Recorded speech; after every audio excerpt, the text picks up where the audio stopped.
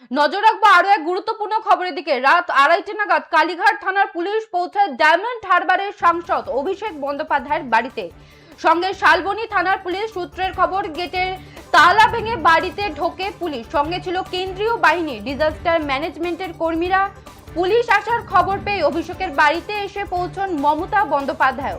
জানা গিয়েছে অভিষেকের আপ্ত সহায়ক সুমিত রায়ের খোঁজেই কালীঘাটের বাড়িতে তল্লাশি করতে আসে শালবনী থানার পুলিশ। জমি সংক্রান্ত এক আর্থিক প্রতারণা সংক্রান্ত মামলাতেই এই অভিযান বলেই খবর। কিন্তু তালা ভাঙতে হলো কেন পুলিশকে? সূত্রের খবর, তদন্তের সহযোগিতা করা হচ্ছিল না প্রথমে। পুলিশ এসে দাঁড়িয়ে থাকলেও ঢুকতে দেওয়া হয়নি শুরুতে। জানা গিয়েছে পুলিশের কাছে খবর ছিল অভিষেকের বাড়িতেই আছেন সুমিত, কারণ তার ফোনের টাওয়ার লোকেশন ছিল সেখানে। সন্দেহ পুলিশ আসার খবরের কোনো পথ দিয়ে সেখান থেকে পালিয়েছেন তিনি।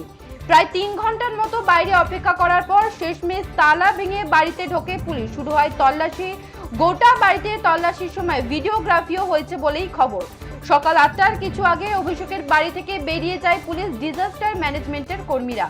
তারপর বেরিয়ে যান মমতা বন্দ্যোপাধ্যায়। তার কাছ থেকে কোনো প্রতিক্রিয়া মেলেনি এই বিষয়ে।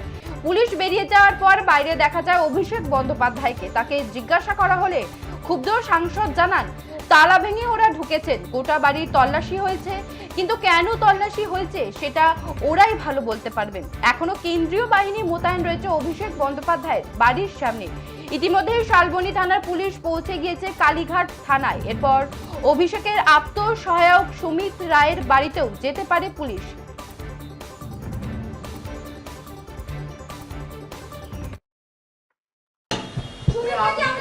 তদন্তকারী সংস্থা নয়, তদন্তকারী সংস্থার সাথে গিয়ে কথা বলুন, তারা সার্চ করে গেছে, উত্তর তারা দেবে। আমি তদন্তকারী সংস্থার প্রতিনিধি নই। আপনি দরকার হলে রিপাবলিক ছেড়ে তদন্তকারী সংস্থায় চাকরি করবেন। লুকিয়ে রেখেছি কি না আমার পুরো বাড়ি সার্চ হয়েছে, উত্তর তদন্তকারী সংস্থার প্রতিনিধিদের জিজ্ঞেস করুন।